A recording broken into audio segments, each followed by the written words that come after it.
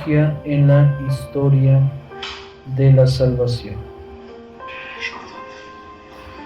Ahora vamos a ver el siguiente tema, que es la liturgia como obra de la Trinidad. Y aquí es donde lo voy a explicar igual, pero les voy a dejar ahí unas lecturas de tarea. Son tres a la luz del mismo catecismo de la Iglesia Católica, para que lo podamos comprender, porque siempre cuando hablamos un poco de la Trinidad, pues a veces se nos complica, ¿no? En algunos términos, etcétera. Entonces yo lo explicaré. Sin embargo, la tarea que les voy a dejar son tres textos, no son muy largos. De todos modos, ya descansaron casi 2 semanas sin hacer tarea, al menos de la mía, ¿verdad? Quién sabe de las demás. Pero para que la puedan leer y con eso complementar la cuestión de la liturgia como obra de la Trinidad, ¿no? ¿Por qué es considerada la liturgia como obra de la Trinidad como tal? Bueno, entonces, igual, el mismo Concilio Vaticano II en la Sacrosanctum Concilium, ya habíamos visto que también pone a la liturgia con una íntima relación a la historia de la salvación, pero también da la casualidad, o por decir así, que la salvación es obra de toda la Trinidad, es decir, Dios uno y trino actúa también en toda la historia de la salvación, está presente. Por tal motivo, la liturgia es obra de la Trinidad, y eso es lo que nos vamos a ir dando cuenta, ¿no? Como tal, porque verdaderamente es historia de la salvación, ¿no? La liturgia, sobre todo, hay que entenderla, bueno, cuando hablamos de este tema, que la liturgia es obra de Dios, de la Iglesia, pero es obra de la Santísima Trinidad, debemos entender que la obra de Dios, ¿no? Que la liturgia es ante todo obra de Dios. O sea, ¿de dónde viene? De Dios. Evidentemente sí, es para la Iglesia, es para los fieles, ya vimos. Pero la fuente de la liturgia, ¿quién va a ser? Dios mismo, ¿no? Dios mismo será la fuente de esta salvación. Entonces, quiere decir que todos los hombres se salven y lleguen al conocimiento de la verdad, como escuchábamos ahí en la Sacrosanctum Concilium, en la lectura de Timoteo. Entonces, quiere que todos los hombres se salven y lleguen al conocimiento de la verdad, ¿sí? Y que también todos los hombres lleguen a participar. Fíjense, aquí es donde viene que la liturgia es obra de la Trinidad también, que todos los hombres lleguen a participar de su misma vida divina, de Dios Hijo, que es revelador del Padre y donante del Espíritu Santo, que lleva a cabo este designio y nos hace hijos de Dios, ¿no? Y estar en plena comunión divina como tal. Entonces, podemos comenzar diciendo lo siguiente. Aquí, el Padre, estamos hablando del Padre, hablamos Padre, Hijo y Espíritu Santo. El Padre es fuente y fin de la liturgia. Es lo primero que podemos afirmar. El Padre es fuente y fin de la liturgia. ¿Esto dónde lo podemos constatar? Catecismo de la Iglesia Católica está en el número 1077 al 1079 inclusive. Estos números son importantes para comprender lo que estoy diciendo. Que el Padre es fuente y fin de la liturgia. Fíjense, desde el principio hasta la consumación de los tiempos, toda la obra es una bendición. De hecho, estos números hablan de lo que es la bendición. Entonces ahí lo pueden constatar. ¿No? ¿Qué es la bendición? ¿No? Esto es importante porque es comprender, evidentemente. Bueno, desde el principio hasta la consumación de los tiempos, o sea, desde que Dios crea de la nada hasta la consumación de los tiempos, es decir, hasta la parusía, hasta cuando venga nuestro Señor Jesucristo, todo este tiempo es una obra de la bendición de Dios. Es una obra, evidentemente, de la bendición de Dios, ¿no? En donde, evidentemente, ¿qué es lo que tenemos a continuación? Bueno, es la bendición de Dios La bendición, ¿qué quiere decir? Una acción divina que da vida y cuya fuente es el Padre. Dice, a veces esta palabra la utilizamos mucho, ¿no? Decimos que Dios te bendiga, que la bendición, queremos que nos bendigan todo, ¿no? O sea, queremos esta, la misma palabra benedictio, ¿no? Significa una acción divina que da vida y cuya fuente es el Padre. En otras palabras, también podemos decir que la palabra bendición es desear el bien a otros, ¿no? Contrario a qué? A maldición, ¿no? Por ejemplo, ¿qué es una maldición? Nosotros sabemos que es una maldición, desear el mal a alguien, ¿no? O a algo. La bendición, pero aquí muy importante porque la bendición, ¿de dónde viene? El Padre es fuente y fin de la liturgia. ¿Por qué? Porque es una bendición. Es una acción divina que da vida y cuya fuente es el Padre. Entonces también es una acción que se manifiesta como palabra y como don también. Siempre, la palabra es la que va a santificar, la palabra evidentemente es como un don, como se da, ¿no? Así aparece sobre todo en todas las páginas de la revelación, ¿no? Donde los autores inspirados, por ejemplo en la Sagrada Escritura, anuncian el designio salvífico de Dios como una inmensa bendición de Dios. Nos dice el Catecismo de la Iglesia Católica. O sea, toda la obra de Dios por el hombre es una bendición. Esta bendición que se da. Lo mismo, por ejemplo, hay una cita bíblica de Efesios 1, 3, 6, en donde, por ejemplo, aquí está, ¿no? Bendito sea Dios Padre nuestro Señor Jesucristo. Fíjense cómo dice aquí. Repito la cita bíblica, Efesios 1, 3, 6. Bendito sea Dios Padre nuestro Señor Jesucristo, que nos ha bendecido con toda clase de bienes espirituales y celestiales, ¿no?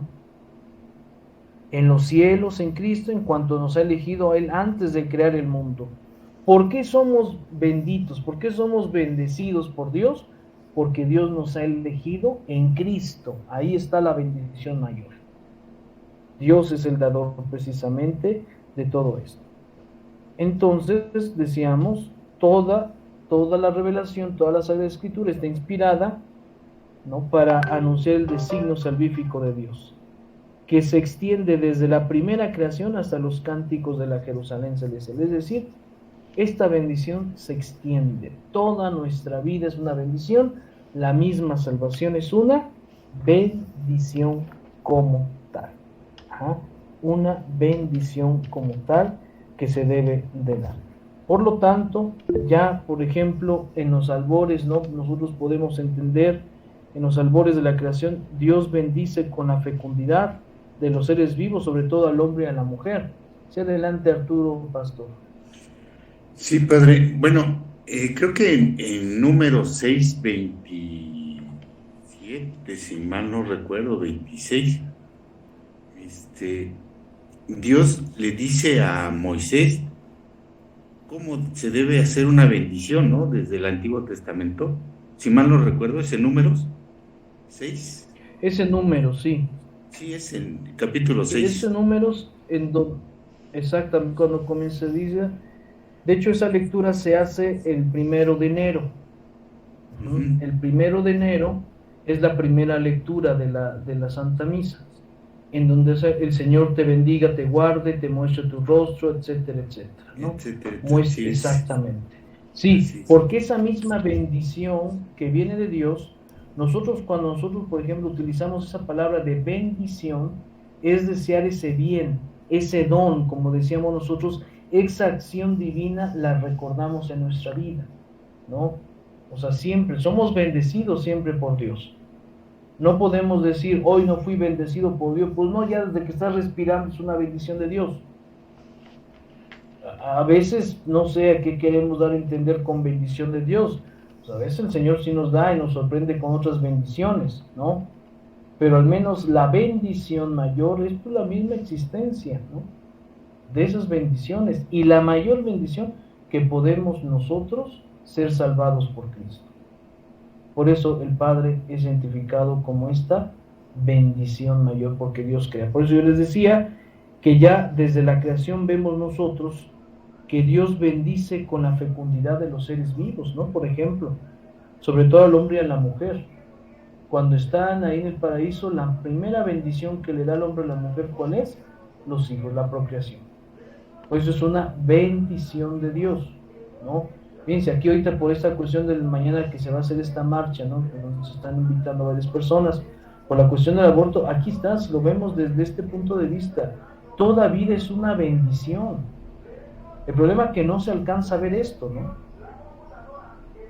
Se ve, ahora resulta que una vida va a depender de otra, porque muchas veces pues no se le ve como persona, entonces es muy fácil, pues bueno, maten al niño que está en el vientre, ¿por qué? Porque como está, hay que ir siempre por la vida, ahí es algo muy importante, ¿no? Bueno, ahí se puede hacer muchas reflexiones como tal. Fíjense, ahora, esta bendición que Dios da a nuestros primeros padres, que principalmente, ¿no? La mayor bendición se ve en la fecundidad de los seres vivos, sobre todo en el hombre y la mujer. Esta misma bendición se vuelve a renovar más tarde, ¿en dónde? En la alianza con Noé, por ejemplo.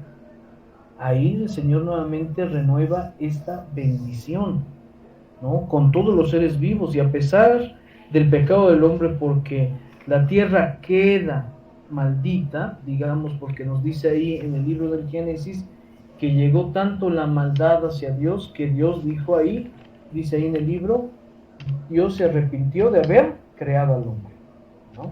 Dice así es. Dios se arrepintió de haber creado al hombre. Cuando llega esa maldad, totalmente. Viene el diluvio como signo de purificación, ¿no? Y terminando el diluvio, viene algo muy importante, viene la alianza con Abraham, viene después toda esta alianza, ¿no? Que da paso a una bendición divina, ¿no? Especial. Pues gracias a esta bendición, ¿no? La acción de Dios se introduce en la historia humana. Por ejemplo, esto es lo que nosotros llamamos la historia de la salvación. Nos dice el Catecismo de la Iglesia Católica en el número 1080. Ahí es donde encontramos esto, ¿no? La mayor bendición que tenemos es Abraham acoge con fe la bendición de Dios, y este es el momento trascendente. La fe del Padre de los creyentes inaugura la historia de la salvación. Entonces fíjense cómo Abraham con fe recibe esta bendición. Por eso Abraham es conocido como el padre en la fe, ¿no? ¿Por qué? Porque él cree a nombre de todo el pueblo, a nombre de todo lo que será el pueblo, de su descendencia, y sigue al Señor. Ahora, más adelante, haciendo todo un recuento un poco, ¿qué encontramos? ¿Qué bendiciones de Dios encontramos? Bueno, se manifiesta también en acontecimientos salvadores. Por ejemplo, el mismo nacimiento de Isaac es una bendición, la salida de Egipto es una bendición, ¿no? También podemos encontrar aquí la elección de David es una bendición, el destierro mismo purificador, el destierro a Babilonia es una bendición. Fíjense, esto también aquí nos llama a entender que a veces también las acciones negativas, inclusive hasta la misma enfermedad, es una bendición. Pero hay que saber entender, ¿no? Porque eso es donde quiere el Señor. Por ejemplo, cuando alguien está enfermo, pues uno está más cerca de Dios. Cuando uno anda sano, anda en todos lados, hasta donde no nos incumbe. Andamos cuando estamos sanos, y cuando estamos enfermos, como sabemos que a lo mejor podemos dejar de existir, pues nos acercamos más a Dios. Por eso es una bendición, porque a veces experimentamos la cercanía de Dios cuando estamos. Es una bendición como tal, ¿no? El pueblo elegido recuerda también las bendiciones, ¿no? Por eso de los profetas, etcétera, etcétera. Y evidentemente aquí podemos encontrar algo que debemos de tener, ¿no? Bueno, la encarnación del Verbo, es decir, mismo Jesucristo y la posterior obra realizada por él, representa la gran bendición que el Padre nos otorga. ¿Cuál es la mayor bendición que el Padre nos otorga? Nos dice el Catecismo de la Iglesia Católica en el número 1082, que es su Verbo encarnado, muerto y resucitado por nosotros. El Padre nos colma de sus bendiciones y por él derrama en nuestros corazones el don que contiene todos los dones, es decir, al Espíritu Santo. Ahora, ante todo esto que he explicado, pues donde entra precisamente la obra de la misma liturgia, ¿no? La liturgia, ¿en qué momento? Bueno, podemos nosotros expresar lo siguiente, nos dice en el número 83, ¿no? Por eso el misterio pascual de Cristo es la mayor bendición del hombre en cuanto su respuesta es adoración y entrega, ¿no? Nos dice el Catecismo de la Iglesia Católica en el 1083. Por una parte, la Iglesia unida a su Señor, bajo la acción del Espíritu Santo, bendice al Padre, fíjense, bendice al Padre por su don inefable, mediante la adoración, la alabanza y la acción de gracias. Por otra parte, y hasta la consumación del designio de Dios, la Iglesia no cesa de presentar al Padre la ofrenda de sus propios dones y de implorar que el Espíritu Santo venga sobre esta ofrenda, sobre ella misma, sobre los fieles, sobre el mundo entero, a fin de que por la comunión de su muerte y su resurrección, Cristo sacerdote, y por el poder del Espíritu Santo, estas bendiciones divinas den fruto de vida para alabanza y gloria de su gracia. Este es el número 1083 del Catecismo de la Iglesia Católica. Entonces aquí vemos que la Iglesia está unida a nuestro Señor y bajo la acción del Espíritu Santo bendice al Padre. ¿Y dónde va a ser la bendición? ¿Cómo se representa la bendición? Ya sabemos cómo Dios nos bendice con su Hijo, etc. Pero también cómo el hombre responde a esa bendición: la adoración, la alabanza y la acción de gracias. Adoración, alabanza y acción de gracias. Así responde al hombre a la bendición de Dios. ¿Y en dónde nosotros hacemos la adoración, la alabanza y la acción de gracias? En la liturgia. En la liturgia de la Iglesia. Es donde precisamente imploramos, adoramos, es donde se nos enseña a adorar al Señor, es donde elevamos nuestra alabanza al Padre y es donde elevamos nuestras acciones de gracias, en el culto como tal.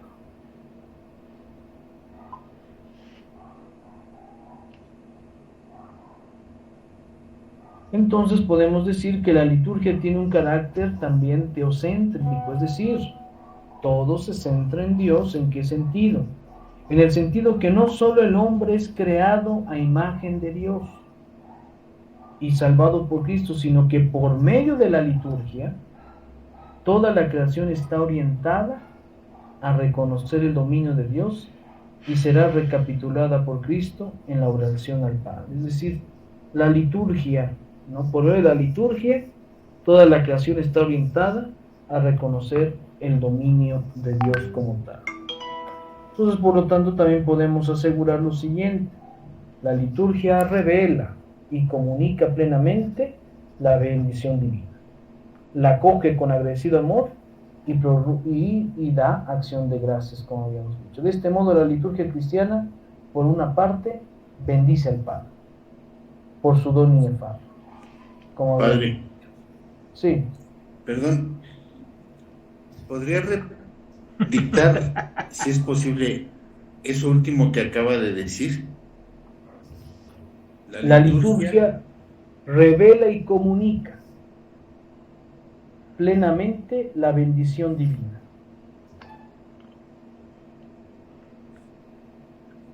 La acoge con agradecido amor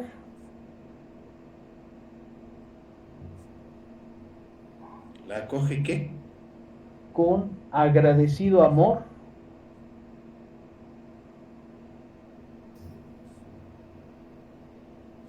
sí. Y la expresa en acción de gracias.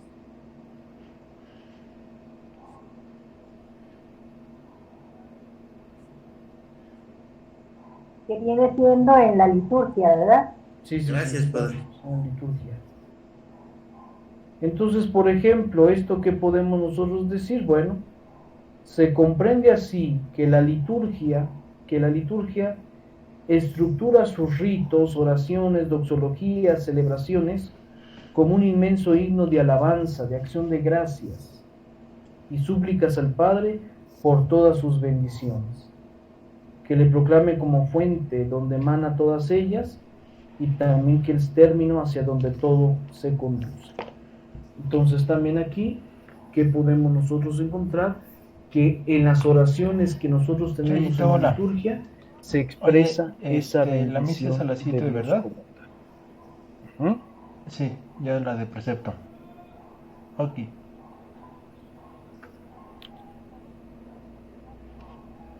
No, después lo vemos si quieres. Sí, no, ahora, no te preocupes. Seguimos, siguiente, ese es sobre el Padre. Ahora, bueno, la presencia y la obra del Hijo. Ya creo que no hay pendientes, ¿verdad? Bueno. O la presencia y obra del Verbo encarnado.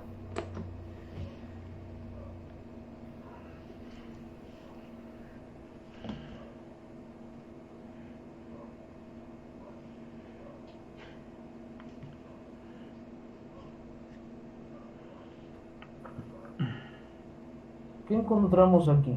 Bueno, la revelación y la realización de los planes salvíficos, hay que entender esto también, alcanza su culminación en la encarnación, muerte y resurrección de su Hijo, del Señor Jesucristo.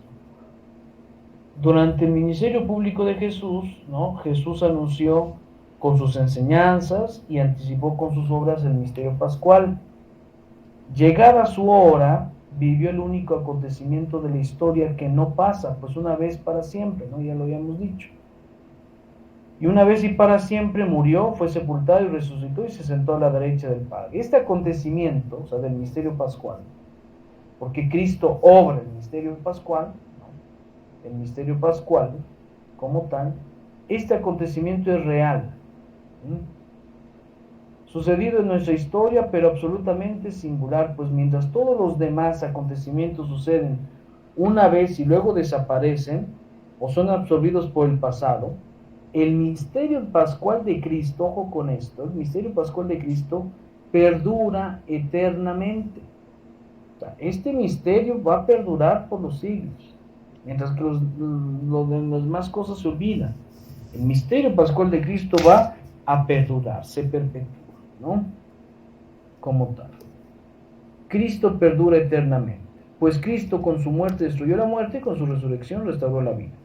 Con esta victoria, todo lo que hizo y padeció por los hombres, aunque aconteció una vez en la historia, lejos de pertenecer al pasado, también participa de la eternidad divina y domina así todos los tiempos. Eso lo podemos encontrar en el Catecismo de la Iglesia Católica 1085. El acontecimiento de la cruz y de la resurrección permanece y atrae todos hacia él. Ahora, ¿qué sucede una vez que Cristo muere en la cruz? Una vez que Cristo es glorificado en su resurrección, bueno, Cristo se convierte como el mediador. Mediador único entre quién, entre Dios y los hombres. Es el grande mediador, es el único mediador. Es el mediador único, Dios de los hombres, sumo sacerdote del santuario celeste. También es reconocido como tal. Sumo sacerdote del nuevo santuario celeste. Por lo tanto, Padre, sí. Perdón, esta es la parte en donde los hermanos separados, por decirlo así, como ellos se mencionan, es la parte que a lo mejor ellos no entienden, porque ellos dicen que no hay, que ustedes como ministerio sacerdotal no deberían de ser. Bueno, algunos, ¿no? Algunos lo dicen de esa manera, ¿no? Pero yo creo que está mal enfocado porque el ministerio sacerdotal es ¿cómo se llama? El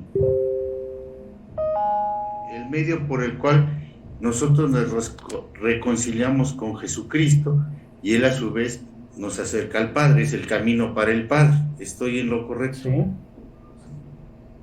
Entonces, ellos al no reconocer esta parte que ahorita me está cayendo un 20, es Jesucristo es el mediador ante el Padre.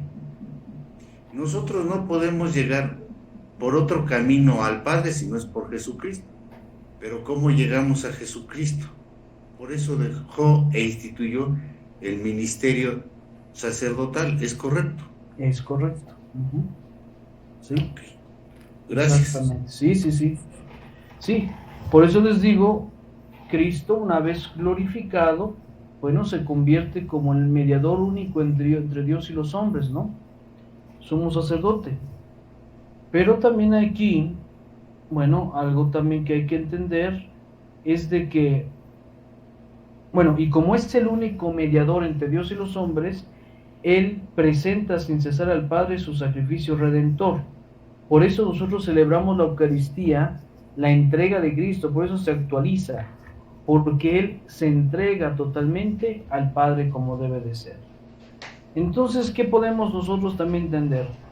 Ha encomendado a su iglesia que lo anuncie, fíjense, o sea, este Cristo mediador, que es el único mediador, ya como lo hemos dicho, Él tiene como deseo y ha encomendado a la iglesia que lo anuncie y haga presente entre los hombres mediante ¿qué? Mediante el sacrificio eucarístico y los sacramentos, ¿no? En torno a los cuales gira toda la vida litúrgica. O sea, cuando Cristo es mediador, sí, Él es mediador entre Dios y los hombres, pero al mismo tiempo Jesucristo lo encarga, lo encomienda para que se celebre, para que verdaderamente se anuncie, se haga presente, ¿no? Entonces, la iglesia, ¿no? Pues bueno, en torno a los cuales gira toda la vida litúrgica, lo que es la Eucaristía y los sacramentos.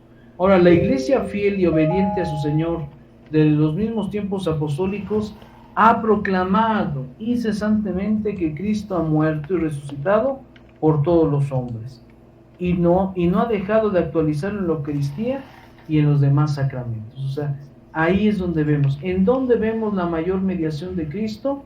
En los sacramentos, en la Eucaristía. Y es ahí donde se actualiza ese gran misterio de fe. Por lo tanto, esta comunicación de la obra de Salvador ha sido posible gracias a Cristo, cabeza de la Iglesia. Permanece junto a ella y actúa y con ella todo cuanto celebra en la liturgia. Como ha recordado el Concilio Vaticano II también, para realizar la perfecta glorificación del Padre y la plena santificación de los hombres. Cristo, fíjense aquí lo que voy a decir, esto está en el Sacrosanctum Concilio número 7. Cristo está presente en su iglesia. Principalmente, ¿dónde está presente? En los actos litúrgicos. En los actos litúrgicos. ¿En dónde está presente? En el sacrificio de la misa, no solo en la persona del sacerdote o del ministro, porque se está ofreciendo ahora por ministerio de los sacerdotes, ¿no? Aquí está. O sea, él mismo se ofrece, pero ahora por medio de los ministerios o del ministro de los sacerdotes. ¿Por qué necesita Cristo el ministerio de los sacerdotes? Porque hacemos presente a Cristo. Él ya ha subido al cielo. Él está sentado a la derecha del Padre. Nosotros en nuestras categorías, como decíamos anteriormente, de tiempo, espacio como tal, necesitamos actualizar este sacramento que se hace por mediación de los sacerdotes. Entonces, Cristo está presente en la iglesia, no solo en la persona del ministro, sino también, sobre todo, bajo las especies sacramentales de pan y de vino. Una vez que se consagran, Cristo está presente de una forma sacramental. Ahora, está presente, fíjese, ¿en dónde Cristo se hace presente también en la liturgia? Está presente con su virtud de los sacramentos, de modo que cuando alguien bautiza, es Cristo quien bautiza. Nos dice, todo eso que estoy leyendo y explicando es Sacrosanctum Concilio número 7. Todo esto está presente ¿en dónde? En su palabra. Pues él mismo quien habla cuando se lee la Sagrada Escritura en la iglesia. ¿Dónde está presente además? Está presente por último cuando la iglesia suplica o canta salmos el mismo que prometió, donde 2 o 3 están en mi nombre, allí estoy yo en medio de ellos. Por lo tanto, la liturgia es el ámbito por antonomasia de la presencia y acción de Cristo. ¿Dónde vemos la presencia de Cristo y su acción? En la liturgia. Ahí es donde está.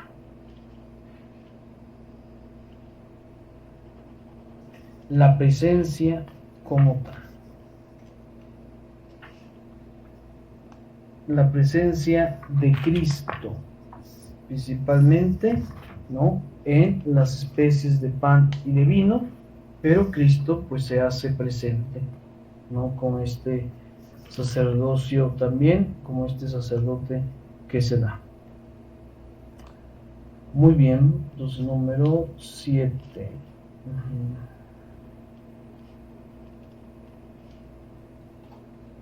Está presente en el sacrificio de la Eucaristía, ya habíamos leído.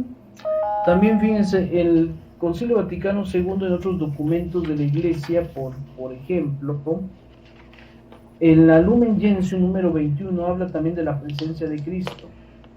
Lumen Gentium número 21, ¿qué nos dice aquí? En la persona pues de los obispos, a quienes asisten los presbíteros, el Señor Jesucristo, Pontífice Supremo, está presente en medio de los fieles, porque sentado a la diestra del Padre no está ausente de la congregación de sus pontífices, sino que principalmente a través de su servicio eximio predica la palabra, administra continuamente los sacramentos de la fe y de los creyentes. Ahora también aquí podemos decir que en el decreto Ad Gentes también nos hace lo siguiente, diciendo que Cristo en la actividad misionera se hace presente, autor de la salvación.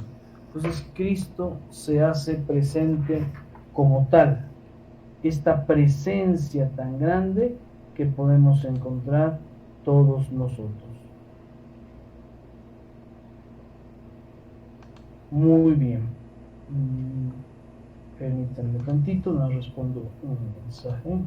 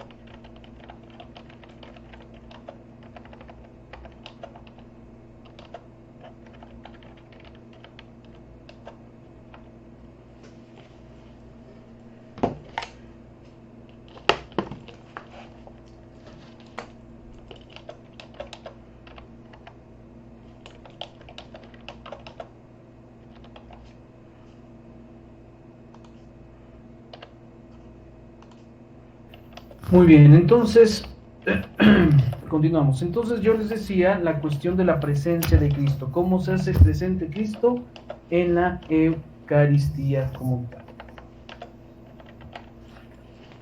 Ahora, la presencia y la obra del Espíritu Santo. ¿Sí? Para terminar con el Espíritu Santo.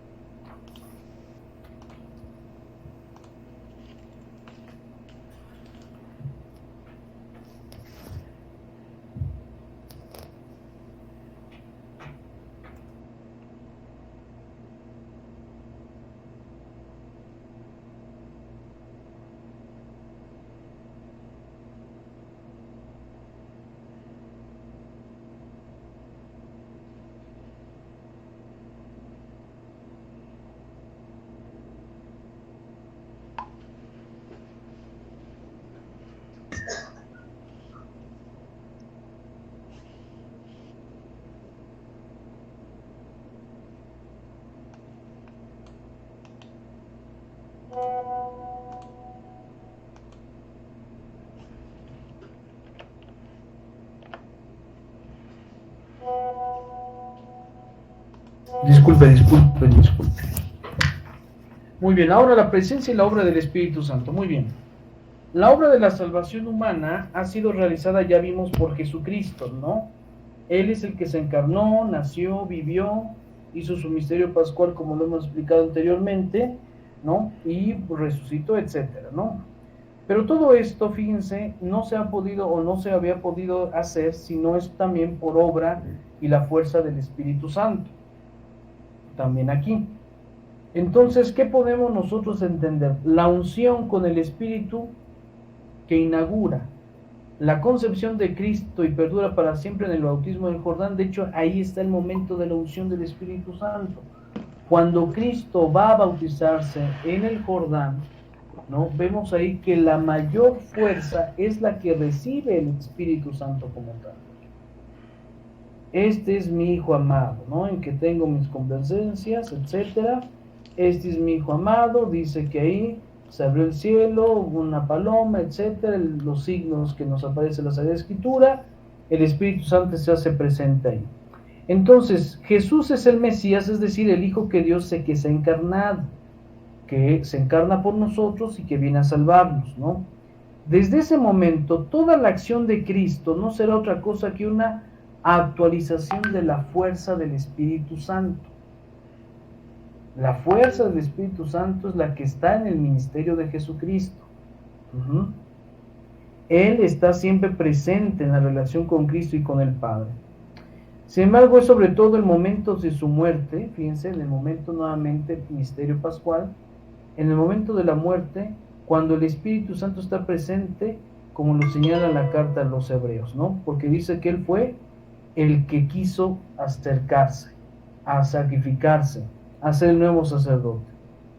La fuerza, evidentemente, aquí también esto es pues para la reflexión, ¿no? O sea, la fuerza operante del Espíritu Santo está también presente y eficaz en la resurrección de Jesús, ¿no? Está siempre presente en relación con el Padre. Está también ahí presente, dice Jesucristo, quien lo resucita, el Padre, pero también la fuerza del Espíritu Santo, ¿no? Porque murió en la carne, pero volvió a la vida por el Espíritu, también nos dice Pedro en una de sus cartas, ¿no? Entonces ahora también fíjense, la fuerza del Espíritu Santo, ¿dónde se hace presente? Después de la Pascua, Cristo dio su Espíritu a la Iglesia y les encomendó la tarea de no realizar una nueva redención o plenificación suya, sino hacer a los hombres de cada generación sus acciones salvíficas, ¿no? Es decir, una vez que Jesús resucitó, Cristo confiere al Espíritu la misión de hacer presente hoy a la Iglesia. Fíjense lo que dice aquí Jesucristo. Cuando bauticen, o bueno, cuando vayan por todo el mundo y bauticen en el nombre del Padre, del Hijo y del Espíritu Santo, encontramos esto. Ahora bien, como unas acciones salvíficas son capaces de actualizar las acciones salvíficas de Cristo en el hoy de la Iglesia. Aquí es donde entra la acción del Espíritu Santo. Fíjense lo que voy a decir.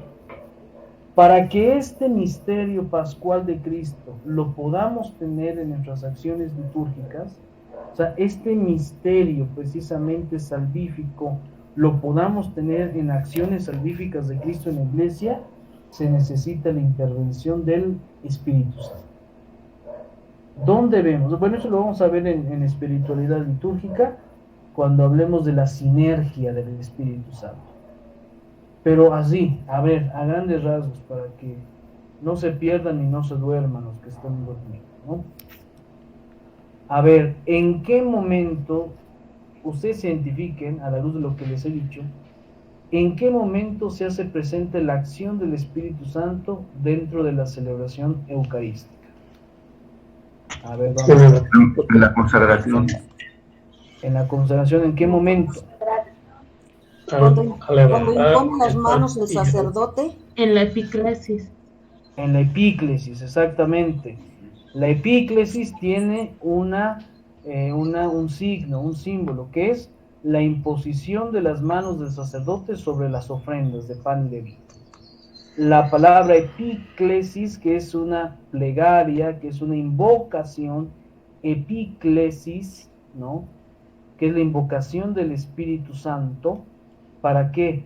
Para que las ofrendas se dispongan, estén santificadas y se dispongan a ser consagradas.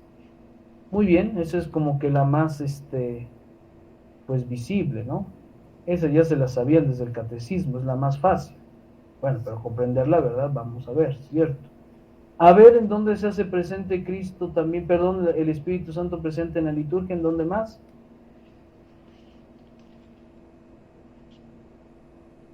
En los sacramentos. ¿Pero en qué momento? Bueno, en el momento de la Eucaristía, cuando dice, este es mi cuerpo y esta es mi sangre. No, ya el Espíritu Santo ahí ya dispuso las ofrendas antes. Las palabras de la consagración que usted está realizando es para que en ese momento exista la transubstanciación, ¿no? Pero a ver, otro momento del Espíritu Santo. En el bautismo, Padre, cuando dígame. dice el sacerdote, yo te bautizo en el nombre del Padre, del Hijo y del Espíritu Santo. Sí, ahí se hace presente el Espíritu Santo muy bien, pero por ejemplo, a ver, en el bautismo, ¿en qué otro momento se hace presente el Espíritu Santo? En la unción con el Santo Crisma. Sí, muy bien. ¿En dónde más? Cuando le da la luz a los padres y padrinos. No, eso ya es un rito explicativo. En la unción del óleo de los catecúmenos. ¿Perdón? En la unción del óleo de los catecúmenos. Podría ser, pero hay en otro momento esencial. Evidentemente el Santo Crisma ya se dijo, pero hay otro momento en donde se invoca el Espíritu Santo. En el agua. Del Padre, del Hijo y del Espíritu Santo. No, ya lo dijeron. Acá Andrés Pineda dijo, ¿dónde? El momento de que lo impregna con agua. En la bendición del agua. No solamente en el agua, sino en la bendición del agua.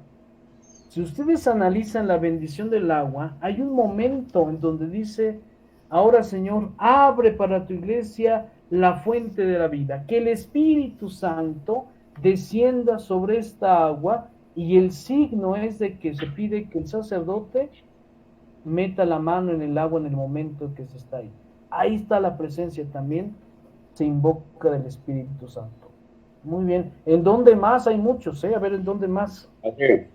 También en la Santa Misa, en la invocación al pueblo, en la presentación, en la Santa Misa. ¿Pero en qué momento, perdón? En el momento en que hace presente al pueblo. En el prefacio. En el prefacio, no. A ver, otra. En el sacramento de la confirmación, cuando el obispo impone las manos sobre la persona que está recibiendo el sacramento. Muy bien, ahí sí, ahí está. La acción del Espíritu Santo es la más clara, muy bien. A ver, ¿dónde más? En la confesión, cuando el sacerdote da la absolución. Cuando hace la absolución, muy bien, sí. En la unción de los enfermos también, Padre. Ajá, en el momento en donde se está ungiendo, evidentemente. Bueno, que ahí más que nada sabe dónde es, en el momento en que el sacerdote impone las manos al enfermo. Sí, es en la imposición de manos. Espíritu Santo, muy bien. Pero a ver, en la Santa Misa hay otros elementos ahí de la Eucaristía, exactamente, de la acción del Espíritu Santo. A ver, ¿alguien más?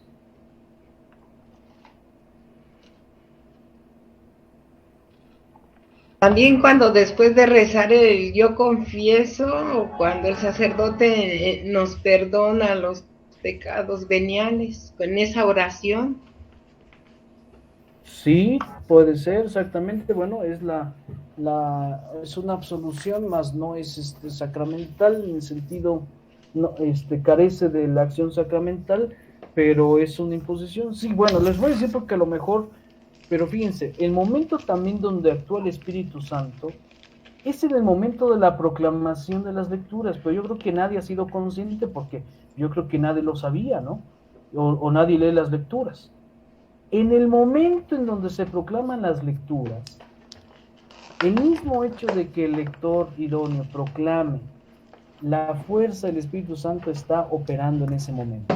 Y mucho más cuando los fieles están escuchando la palabra. Esa es la acción. ¿Cómo nosotros podemos entender el mensaje de salvación? Ya sea que se predique, ya sea que se proclame, es el momento del Espíritu Santo donde se hace presente como aquí. ¿De acuerdo? Entonces, así, por eso yo les decía, Cristo confiere al Espíritu Santo la misión de hacerle presente en el hoy de la iglesia, ¿sí? En el hoy, o sea, se actualizan. Hablaba hace un rato que el misterio pascual se actualiza. Para que haya una actualización, se necesita al Espíritu Santo. Se necesita al Espíritu Santo como tal. Entonces, se entiende así que los sacramentos, ¿no? Especialmente los de iniciación cristiana y del orden, los ámbitos privilegiados de la presencia de donación del Espíritu, están en las acciones de Cristo principalmente. Sí, Roberto. Sí, padre. Bueno, entonces sería más que nada, entonces, toda la acción del Espíritu Santo es, por ejemplo, desde que convoca a la persona pues a asistir a misa, ¿no? Sí. A la contrición, y sino que ver de qué manera el Espíritu Santo actúa en cada una de las personas, ¿no? Y bueno, un poquito fue un tanto la discusión hace 15 días de la disposición de las personas para estar, que la eficacia de la gracia del Espíritu Santo haga en cada uno de nosotros, ¿no? Y entonces sí es, bueno, ahí ya, bueno, yo estaba un poquito no en contra de usted, vaya lo que decía, sino que decía que de todas formas la gracia hacía, pero usted hablaba más y hacía más énfasis sobre la eficacia, y es la disposición, ¿no? Sí, sobre todo la disposición, porque es lo mismo, por ejemplo, no hay una eficacia, o sea, por ejemplo, ¿cuál va a ser la diferencia? Que, por ejemplo, usted vaya a la Santa Misa, pero no hay una disposición de su parte. Igualmente no hay una apertura como tal a la disposición o a la inspiración del Espíritu Santo, por decirlo así. Entonces, si no hay una disposición de parte del fiel, evidentemente no habrá también, pues, grandes cosas, ¿no? Lo que yo decía era que a la hora en que, o sea, si vamos nosotros presencialmente y nos cuesta abrirnos a la acción del Espíritu Santo, a esa eficacia, ahora imagínense si no vamos. O sea, ahí se complica la situación, ¿no? Y el problema fue, yo por eso les decía, emergentemente fue la celebración a lo largo precisamente de los medios de comunicación. Ok, está bien, sí, fue un medio, pero ya es el momento de volver, ya es el momento de encontrarnos, ya es el momento precisamente de que encontrarnos, de ir, de tocar, de ver, de estar, ¿no? Y ahora sí, conscientes, traer esa eficacia como tal, ¿no? Que se tiene que realizar. Entonces, bajo esa perspectiva es lo que quiero decir. Entonces, sí, el Espíritu Santo es el que convoca, ¿sí? Desde que inspira al fiel a ir a la Santa Misa, está actuando el Espíritu Santo. Desde que uno reconoce los pecados, está actuando el Espíritu Santo, ¿no? O sea, hay ahí evidentemente una acción, ¿no? Que es invisible, evidentemente, pero que empuja, que anima, ¿no? Que da precisamente para que pueda el Espíritu Santo hacer y nosotros podamos responder al plan de salvación. ¿De acuerdo? ¿Podría ser también desde las campanadas que invitan a asistir a misa? Sí, en su tiempo, de hecho en su tiempo se decía eso, ¿no? Que las campanas eran la voz de Dios, ¿no? Eso era, pero bueno, pues de una forma plástica a lo mejor se podía decir, ¿no? Sí, señora Berta. Si enciende su micrófono. Sí, padre, perdón. Sí. Digo que en el credo también se planifica y se manifiesta la acción del Espíritu Santo cuando decimos creo en el Espíritu Santo. Señor y dador de vida. O sea que ahí se planifica toda la participación del Espíritu Santo en esa acción, en la fe y en toda la liturgia. Y fíjense que no solo en esa parte, también ese es otro momento. Cuando el fiel está en la Santa Misa y dice el credo, es por la fuerza del Espíritu Santo profesar nuestra fe. Por eso, si ustedes se dan cuenta, profesamos la fe el domingo, profesamos la fe evidentemente el día del Señor, porque quien nos hace decir Padre, quien nos hace decir creo, es la fe y es la acción del Espíritu Santo. Padre, yo tengo una pregunta.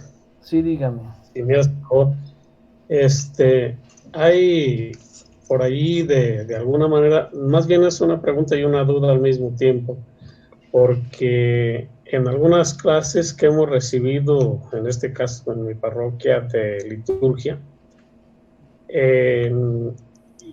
y nos habla por ahí quien nos da el sacerdote más que nada que nos da la clase, nos dice que en la hora de la comunión no hay necesidad de que la persona que recibe, porque hay muchos, ya no sé si usted se ha fijado, hay muchos que al recibir la comunión ahorita en la mano, y aunque antes que no la daban en la mano, se persinaban después de la hora de la comunión.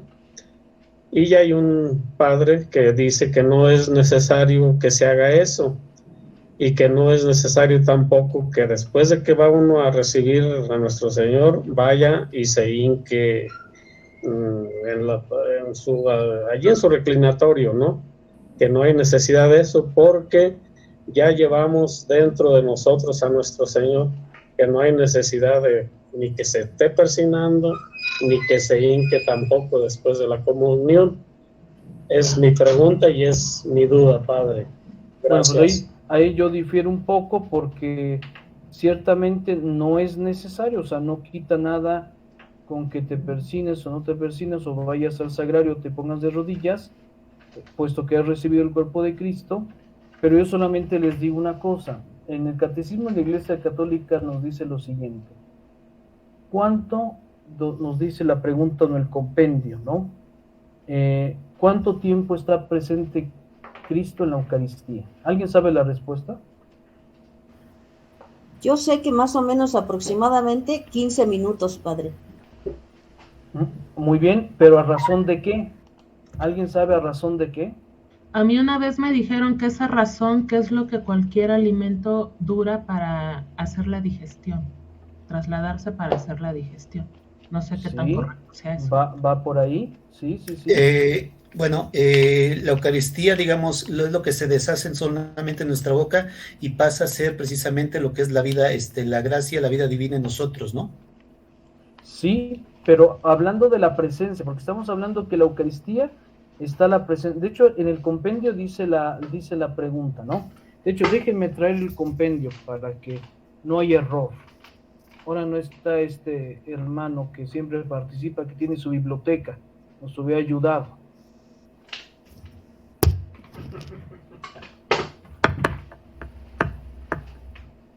Bien.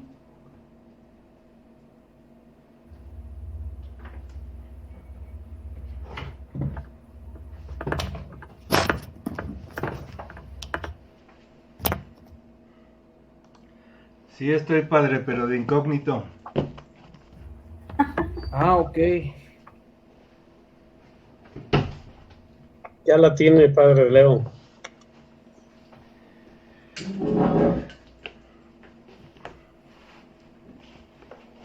¿Qué numeral, Padre? Sí, a ver, está, ya lo traje el mío.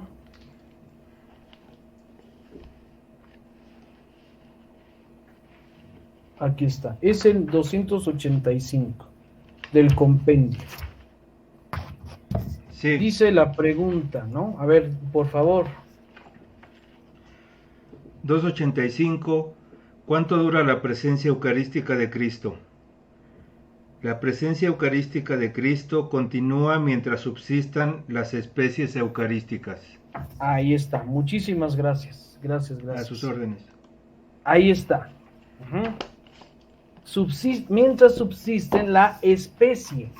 Estamos hablando, evidentemente, ¿no? Estamos hablando de la presencia de Cristo. Cristo está presente en la Eucaristía. Entonces la pregunta es, ¿cuánto dura la presencia? ¿Cuánto dura? Ahorita dijeron un tiempo, 15 minutos, etcétera. Nosotros comulgamos, y mientras comulgamos, baja precisamente como otro alimento, ¿no?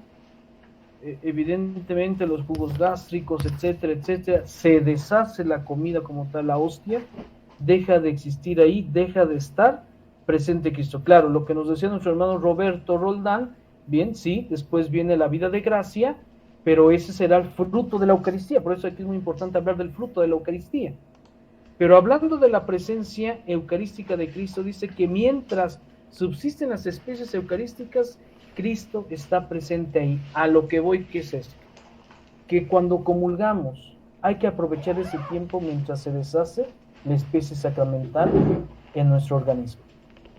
Y que más o menos es como un alimento, 15 minutos, más, menos, ¿no? Puede ser esa situación. Entonces, aquí voy a la pregunta de nuestro hermano Máximo.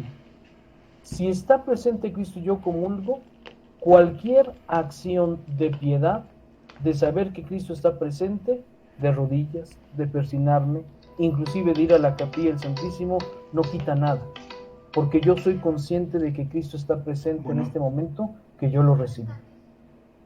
Inclusive por eso es el silencio eucarístico después de la comunión. Una vez de que comulgamos, hay que guardar silencio. Y este silencio, ¿por qué? No es para estar pensando en mil cosas, es para que aproveches la presencia de Cristo de aquí hasta que se deshaga, digamos, ¿no? La especie sacramental en tu organismo. ¿Para qué? Para que sigas alabando. De hecho, ya los mandé. Entonces, cualquier situación que hagas, ¿no? Que si te santiguas, que si te pones de rodillas, que si te pones de pie, que si te vas para concentrarte en la capilla del Santísimo, ciertamente mejor no es necesario, pero ahí dependerá tu fe a qué acciones te implican a llevar cada una de estas cosas. ¿De acuerdo, don Máximo? Gracias, padre. Sí, adelante, don Roberto. Padre, perdón. ¿Sí? ¿Quién habló? Yo, Bernardo. Ah, ¿qué pasó? En ese momento, por unos instantes, llegamos a ser sagrarios. Bueno, es que ahí hay, ese ha sido como una figura, ¿no? El sagrario tiene una razón de ser. Sagrario es contener al cuerpo de Cristo para la adoración, o sea, puede ser, aunque es como que una figura también, ¿no? Más mística, más que nada, ¿no? Podemos hacer en ese momento, por eso las acciones que hagamos de piedad son muy importantes, ¿no? Como tal, ¿de acuerdo? Gracias, padre. Sí. Adelante. Sí, padre, de hecho, el padre presbítero Rogelio Alcántara, director de la Comisión para la Doctrina y la Fe de la Arquidiócesis de México, estuvieron por parte de él pegando unos carteles para explicar sobre lo que se llamaba 10 preguntas y respuestas sobre la Eucaristía. Y en el punto número 6 dice, ¿cuánto dura la presencia real, verdadera y sustancial de Jesucristo en las especies eucarísticas de pan y vino? Y él responde, dura en cada partícula o gota hasta que las especies no pierdan sus propiedades. Cuando comulgo, recibo verdaderamente a Jesucristo con su cuerpo, alma, sangre y divinidad, y esta presencia real dura en mi boca hasta que se deshace la hostia, dejando paso a la vida divina, con la que queda colmada mi alma cuando comulgo con las disposiciones adecuadas. Exactamente. Sí, correcto, ahí está. Roberto, pero para que se dé, precisamente para que se dé eso, o sea, mientras Cristo está, claro que después queda la cuestión de la gracia, perfectamente bien como explica, nos acaba de compartir nuestro hermano, pero mientras está esta presencia, mientras que deshaga la forma sacramental, la especie sacramental, mejor dicho, por eso es estos instantes tan importantes de adoración después de comulgar. Gracias, padre. Yo le pediría a Roberto a ver si quiere compartir en el grupo esas preguntas que él sí, tiene. sí, recuerdo esos pancartas que estuvieron dichos. En algunas parroquias ahí se pegaron. Sí, recuerdo eso. Muy bien. ¿Alguien Padre, más? Yo, Sí. en el caso de, usted dice que también está presente en el credo, pero hay veces que los sacerdotes no se proclama el credo, sino nada más se levanta la mano y sí, se dice, sí creo, sí creo, sí creo. ¿Es igual? Ay, ¿cómo respondo ahí, Virgen Santa? Me ponen en aprietos. No, no es cierto. Muy fácil. La cuestión aquí es esto.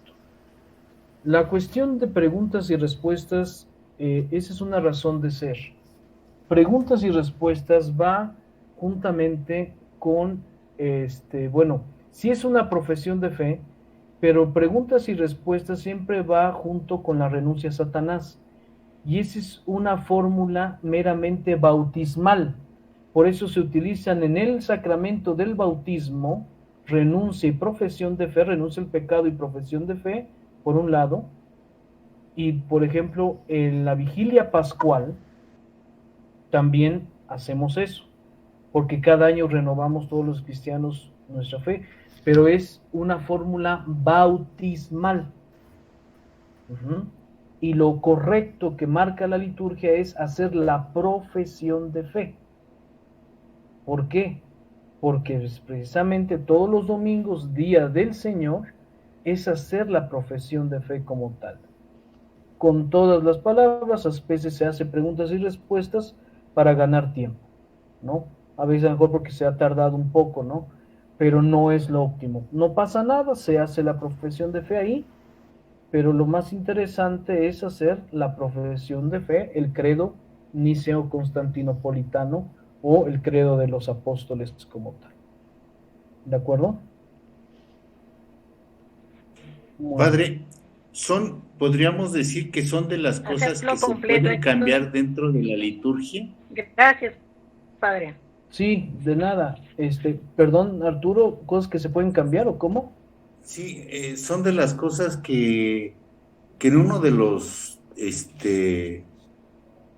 textos que nos encargó de leer decía que había cosas de la liturgia que se podían cambiar. ¿Esta sería una de ellas? Pues no, esto no, son otras cosas, son las partes de la misa, principalmente son las lecturas y las oraciones. Eso es lo que sí se puede cambiar, más no esto, porque esto forma parte de la estructura de la misa, ¿no? Okay. Cuando el presbítero o cuando verdaderamente el sacerdote está presidiendo, el que él puede realizar es evidentemente cambiar oraciones o lecturas, eso sí, según la celebración que se va a llevar a cabo. Pero eso es, lo demás no. Perdón, padre. Gracias, ahí padre. en el credo Sí. corto que hace, sí se Sí. nombra al Espíritu Santo, porque dice el Claro. credo, el corto, dice, crees en Dios Padre Todopoderoso, y dice, sí creo, crees en Jesucristo, y luego crees en el Espíritu Santo, y ya después es cuando todo el pueblo dice, esta es nuestra fe, esta es la fe de la iglesia, etcétera, etcétera. Sí, o sea, ahí se marca evidentemente las preguntas están compuestas de tal forma que contengan toda la fe, ¿no? Lo que creemos evidentemente. Pero yo solamente recalco o hago énfasis que las preguntas y respuestas juntamente con la renuncia a Satanás es una fórmula meramente bautismal. Muy bien. Norma Carrillo tiene ahí la mano levantada desde hace un rato. Adelante. Padre, yo quería preguntarle sobre cuando se queda la sustancia en los corporales, se tiene cuidado al momento de lavarlos. ¿Cuánto tiempo entonces dura el cuerpo de Cristo en los manotejos y en los corporales? No, ahí dura mientras la especie no se destruya, sigue Cristo ahí vivo, ¿eh? Por eso es lo importante de que los corporales y purificadores Primeramente no hay que echarlos ni algún cesto ahí, ni nada, porque Cristo está presente en la última partícula. Y mientras no se deshaga, ¿no? Por eso, por ejemplo, uno de los milagros eucarísticos de Siena, por ejemplo, es sorprendente por esto, porque rápidamente la historia de este milagro eucarístico es de que se robaron la Eucaristía del Sagrario, la fueron a echar ahí por un basurero, por otra forma, para profanar. Después alguien la encuentra porque brillaban las hostias, y por ejemplo, estoy hablando más o menos, ¿no?, de los años 1500 y tantos, a finales de 1500, y esas hostias se siguen conservando hoy en día. Ajá. Si usted pone una hostia, se va destruyendo, se puede destruir en un tiempo determinado. Pero ahí está el milagro eucarístico, que ya teniendo más de tantos siglos, las formas eucarísticas siguen intactas. Entonces sigue presente Cristo. Entonces, mientras no se desaparezca, ¿no?, la especie sacramental, Cristo está ahí presente con su divinidad. Y por eso el cuidado de los manteles y todo esto, ¿no?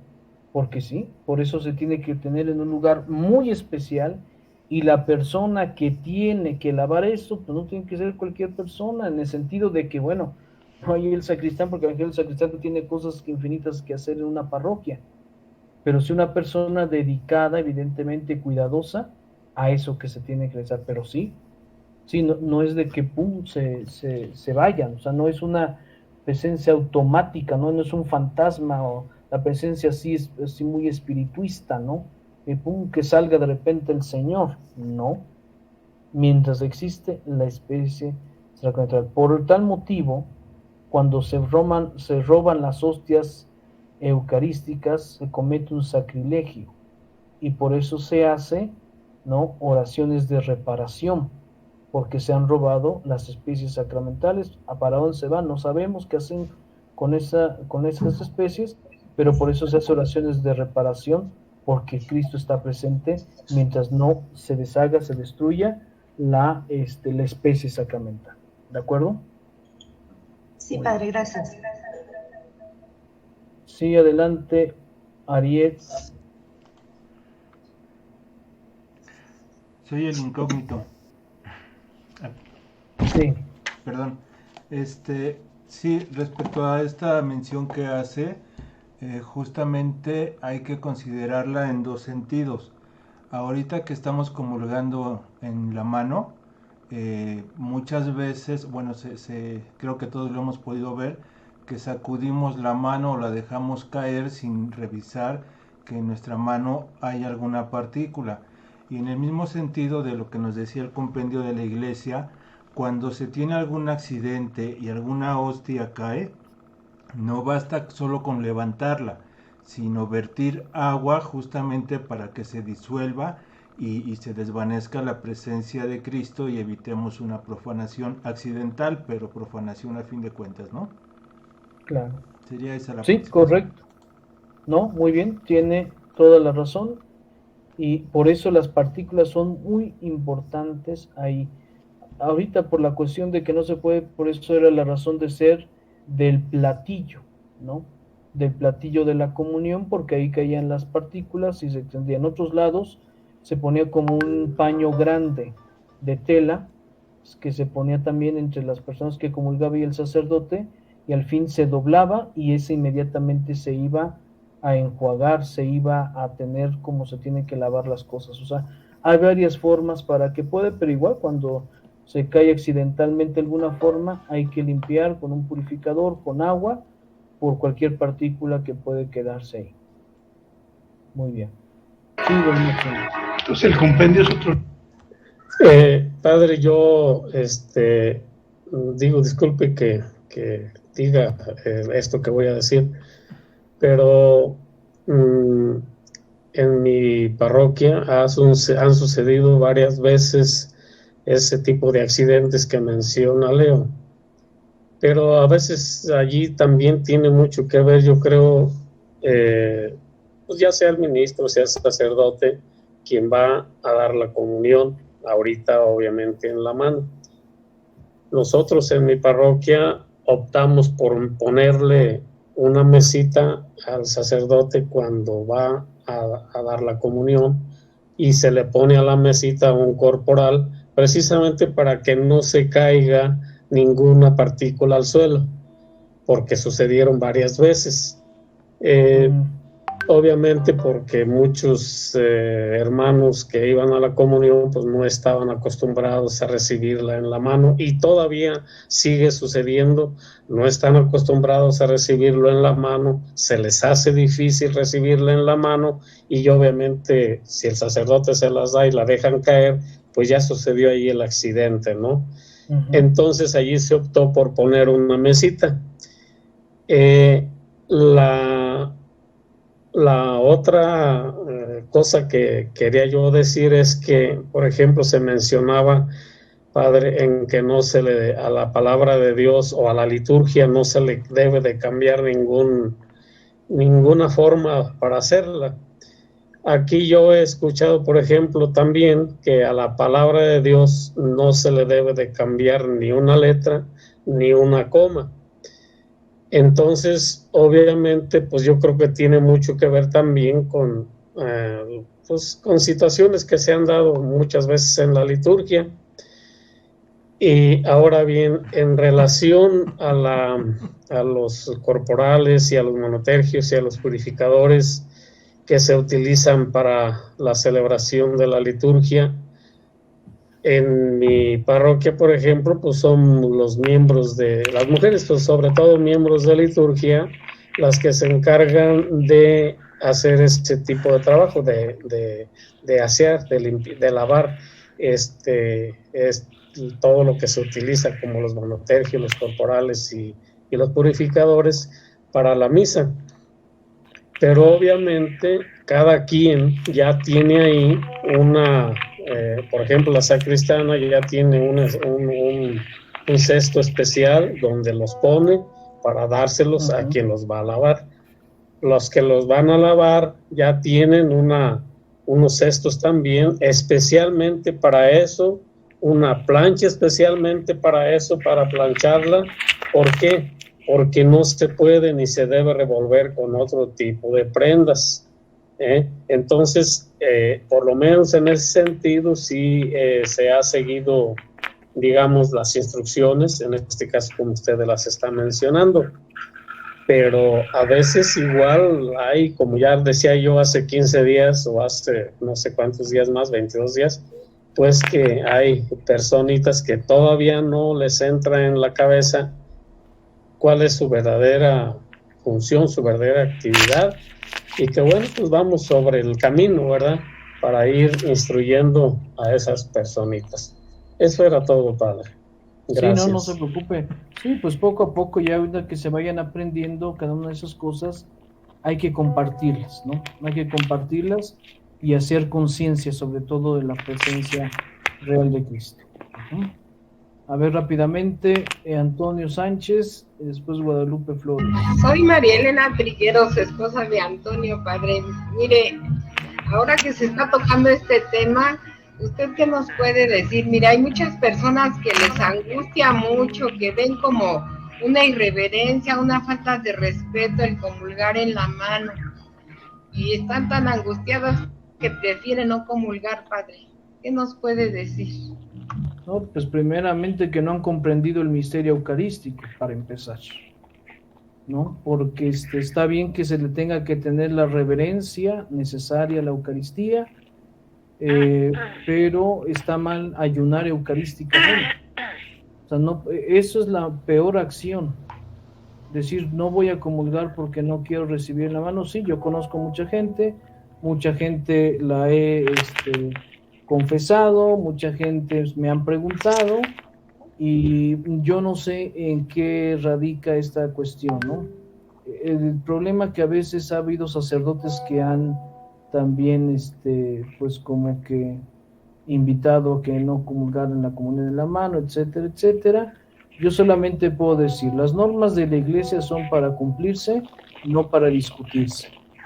Estas cuestiones de las formas de comunión de la mano y de la boca ya son dos formas de comulgar autorizadas por la Iglesia. De hecho, si vemos desde la historia, ya desde Cirilo de Jerusalén y algunos otros santos padres, antes se comulgaba en la mano. Inclusive los primeros cristianos se llevaban la Eucaristía hasta su casa y para comulgar a lo largo de la semana.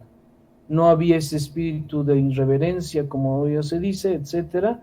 Ahora, ¿por qué pasó a la boca? Porque hubo un momento dentro de la historia de la iglesia que se empezó a profanar la Eucaristía.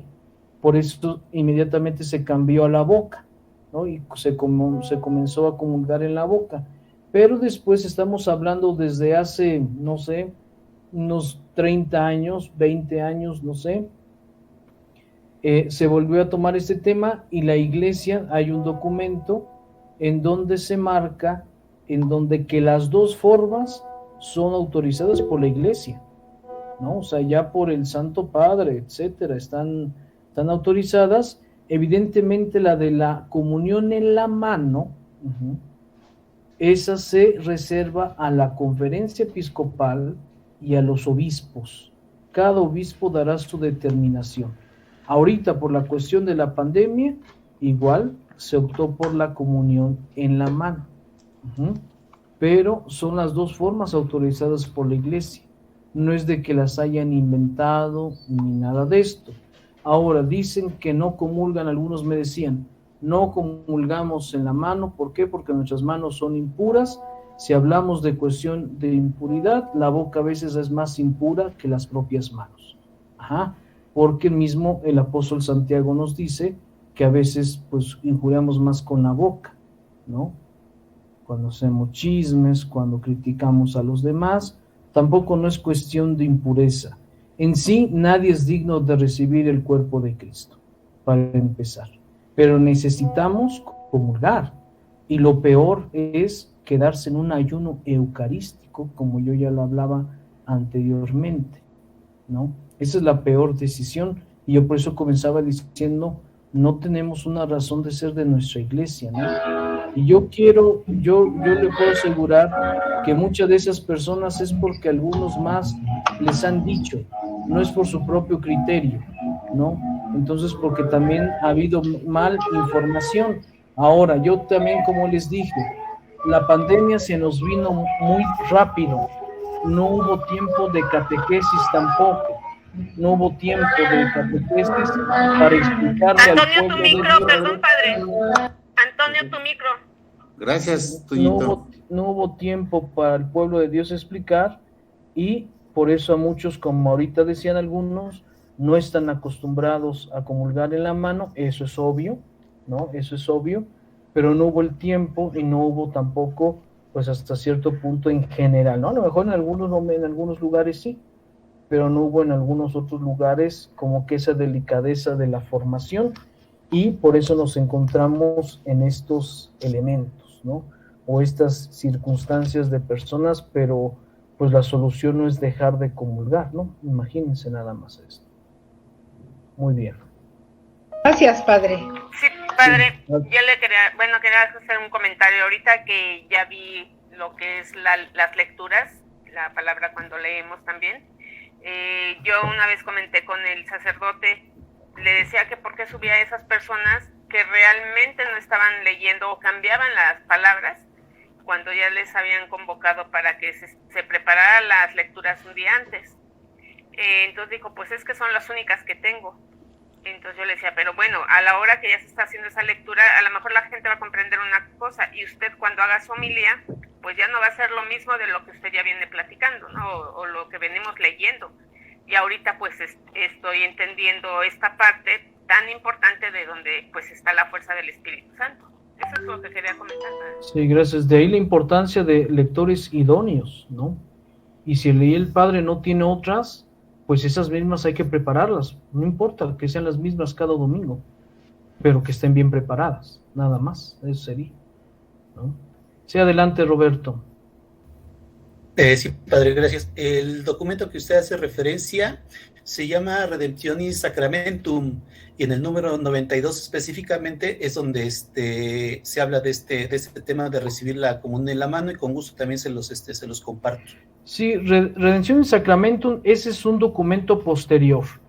El que yo me hacía reverencia, nada más que ahorita no lo tengo aquí a la mano, es un documento previo a ese, porque este que usted marca, Roberto, es uno disciplinar, porque llegó un momento en cuestiones disciplinarias. De hecho, es un documento de la Congregación para el Culto Divino y la Disciplina de los Sacramentos, en donde marca cuestiones de disciplina, que ha habido muchos excesos en la cuestión de la comunión. De hecho, habla de los ministros extraordinarios.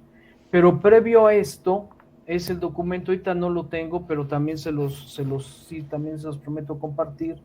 Es previo a esto, en donde ahí se hace primeramente, fíjense, la congregación hace un sondeo en todas las conferencias episcopales del mundo, cómo ven la cuestión de la comunión en la mano. Después de esto, lo que hacen es una votación, ¿no? Y la votación, ambas cosas las ven con buenos ojos los obispos de todo el mundo.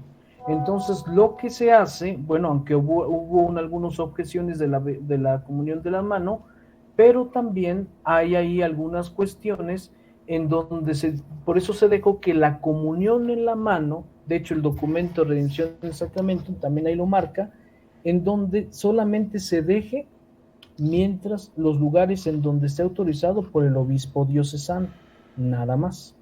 No, por esta cuestión, porque también todavía en algunos lugares es menos la cuestión, o bueno, hay más la concepción de profanar la Eucaristía, ¿no? Entonces, ese documento ya es, digamos, como oficial, ¿no? Evidentemente y también el IGMR, la Instrucción General del Misal Romano, marca también cómo recibir la comunión. O sea, son los dos documentos como tal, pero sí, de redención en sacramento, sí, es un documento, y es posterior, de hecho, es después, bueno, es reciente, digamos, del último disciplinar eucarístico, pero también ilumina para que se pueda comprender. Muy bien. Padre, gracias y disculpe. Sí, no, gracias. Con todo respeto, ya nos pasamos 25 minutos. Pues sí, pero hace 8 días, con todo respeto, no les di clase. No es cierto. Vámonos ya. Okay, bueno, yo digo, pues nadie, yo digo, todos están cómodos porque nadie se ha desconectado. Alguien a lo mejor me hubiera podido decir, ¿no? Es que está interesante. Está interesante. Bueno, pues por respeto a veces apagan la cámara y se van a comer y no es una falta de respeto, ¿verdad? Entonces, por eso mismo se pueden desconectar. No hay ningún No te preocupes, padre. Estamos, yo pienso, para nada interesados. Muy bien. No, estamos muchas aquí, es gracias, muy interesante, padre, muchas gracias. No, pues sí, pues aprender, ya ven que ahorita, pues yo también ahorita, yo porque hace 8 días se me complicó la verdad, y nada más les iba a poder dar 1 hora, entonces pues mejor ahora, pero igual, ahora para que no se sientan mal en su conciencia, si nos llegamos posteriormente a pasar, y si alguien tiene algo prisa, y ya le hace mal también de escuchar a sus demás hermanos y preguntas, se pueden desconectar sin ningún problema, no hay ningún problema, y lo digo de una vez, y sin ninguna situación, de cargo de conciencia, ni de baja de calificación, ni nada de eso, ¿no? Porque bueno, yo sabía, a la luz de esto, pues se puede conversar muchas cosas en esta cuestión, pero bueno, muy bien, damos por terminado esta clase. En el nombre del Padre, del Hijo y del Espíritu Santo, amén. Te damos gracias, Señor, por todos los beneficios que nos das, tú que vives y reinas por los siglos de los siglos. Amén. Santa María de Guadalupe, Reina de México, salva nuestra patria y conserva nuestra fe. Ya les envié el material, son 3 lecturas, 3 artículos. Hay que hacer igual lo que siempre hacemos, el reporte de cada una y me lo mandan al correo, por favor, ¿de acuerdo? Para completar sobre la cuestión de la obra de la Trinidad en la liturgia. Muy bien. Gracias, padre. Buen fin de semana. Salva nuestra patria, conserva. Gracias, padre. Muchas gracias, padre. Hasta luego. Gracias, padre. A todos, buenas tardes. Buen fin de semana. Buenas tardes Gracias, a buen todos. fin para todos. Buenas tardes a todos. Buenas tardes a todos. Lo bueno. Cállate.